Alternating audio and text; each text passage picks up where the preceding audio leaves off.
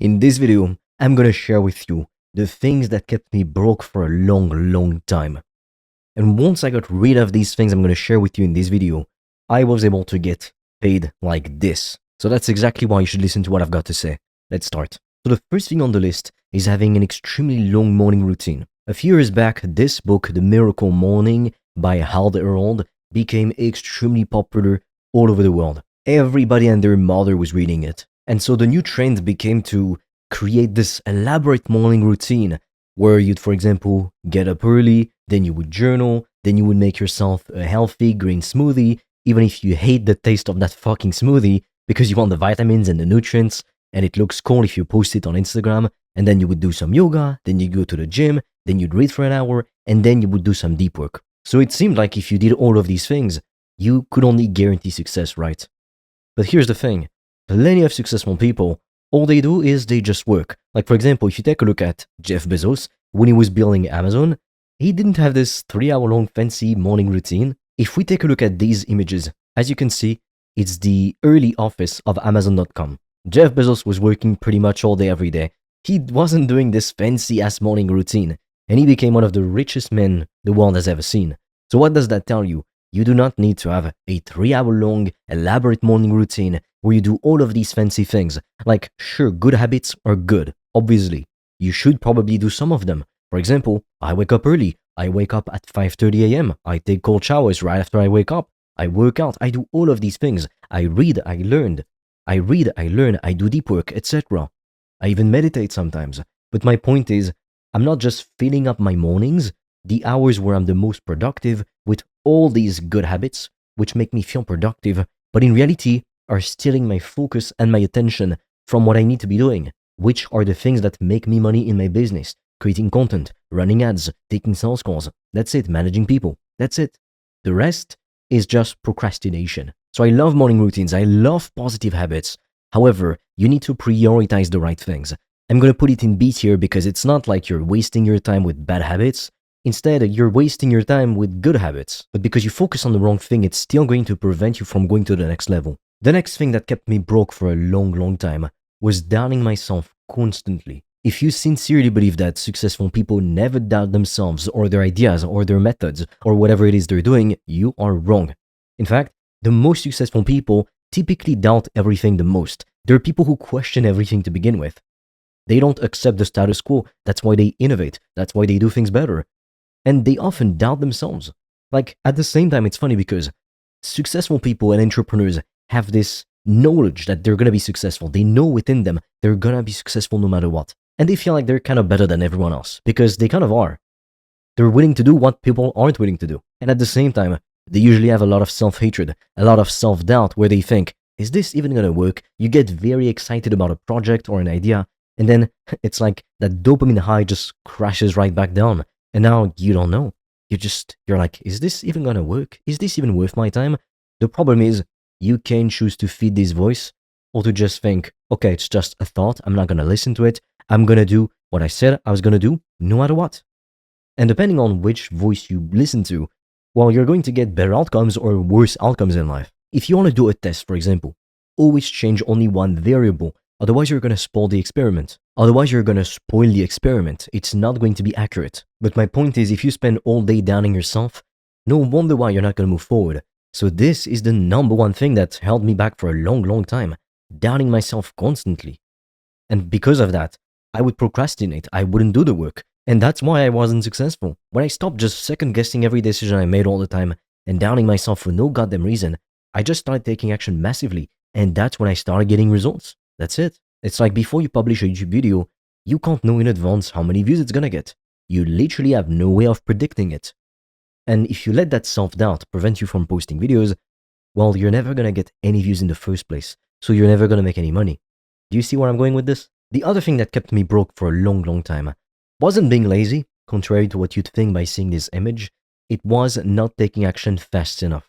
So it kind of comes back to what we were talking about. If you always doubt yourself, or if you don't take action, for whatever reason, because maybe you're so addicted to instant gratification, it could be literally anything. Well, guess what's going to happen? Nothing. That's literally it. Nothing's going to happen. And sometimes you're doing the right thing. You're just not doing it quick enough or often enough. For example, if you post a video once a month, unless you have this Mr. Beast level of production, it's never going to work. If you go to the gym once a month, only when you feel like it, and you do a random workout which you wanted to try, it's never going to give you the body of your dreams. So if you want to guarantee your success at whatever it is that you do in life, you just got to take massive, quick action. Stop second guessing everything. I've spoken on Zoom calls, like one-to-one Zoom calls, with literally hundreds of people. Most people don't take action. Most people take fucking years to do something, and then they wonder why they're still poor. That's exactly why. By the way, talking about Zoom calls, I've recorded a free training where we build faceless AI YouTube businesses. Literally anybody can do it because you don't even have to show your face or be the expert. The AI does all of that for you. And for a limited time, you can also apply to book a free call with me or a member of my team. And on that call, we'll give you a custom step-by-step game plan so you can get monetized and start earning cash with this as quickly as possible. Again, the goal with this kind of business is to earn cash. It's a cash flow business. It's not to build the next software. It's to make you $3 to $10, $20, $30,000 a month rather passively. So once you're done watching this, check it out. The link is in the description below. So not taking action fast enough is definitely the thing that's preventing you from succeeding. It goes in S tier automatically. The other thing that held me back for a little bit, not that long in reality to be honest, it was taking the feedback of losers into consideration. So I didn't really struggle much with this to be honest, because I'm very rebellious in nature and I'm a very angry kind of person inside for many reasons. I won't get into it. But my point is, a lot of people, they're people pleasers. They're afraid to just take the other path. I always told my parents, I'm not going to university, fuck off, I'm doing my business. And then I did, and it worked great. But most people are not going to do that. They're not going to take the risk. And I'm not saying you have to not go to university and say fuck off to everything and everyone. It's a stupid decision to make in most situations. Only in very specific situations is it the only thing you can do really, or the smart thing to do. But my point is, you don't want to listen to losers. And by losers, I'm not necessarily talking about people who, I don't know, are unemployed or they make 1K a month or they work at McDonald's. That's not what I'm talking about when I say losers. I mean more so people who just are not in business and are going to try and tell you why you shouldn't be in business. Fuck off. Don't listen to those people. If they give you their opinion on your business, they're not in business, they're not your niche, the kind of people who would buy your products, don't listen to them. If you get a hater comment on social media, don't listen to it either. Like, do not take your feedback from a couple random comments on your videos. Please don't. Otherwise, you're going to drive yourself insane. The only time you should take advice from someone is if 1, they have the results you want, and 2, they have the results you want. That's it. Otherwise, don't fucking listen to them. So listening to the wrong people is absolutely going to ruin your life. I'm going to put it in A tier instead of S tier because it's still something external. You don't have to listen to them. However, I do understand like social pressure, like peer pressure, how strong it can be, especially in certain cultures. But you have to be able to become stronger than that. That's why for a lot of people, if people around you aren't very supportive, they have a very traditional employee mindset, maybe don't tell them about you wanting to start a business. Work on it in the shadows, and when it's successful, prove them wrong. And they won't be able to say anything. And especially if you build a business like faceless AI YouTube channels, well, you don't have to show your face. So it's not like they're gonna stumble upon your videos and, oh, discover you. Nobody could know. The next thing on the list that kept me broke for a long time was not being willing to invest in myself.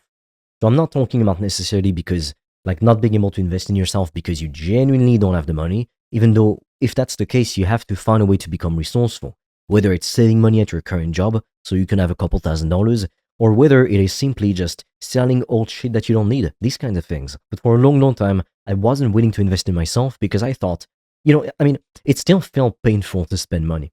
Even if I knew logically it was an investment, so it's not like I was spending money on stupid shit like fast foods or whatever, or stupid Gucci clothes. No, it was an investment that would supposedly make me more money.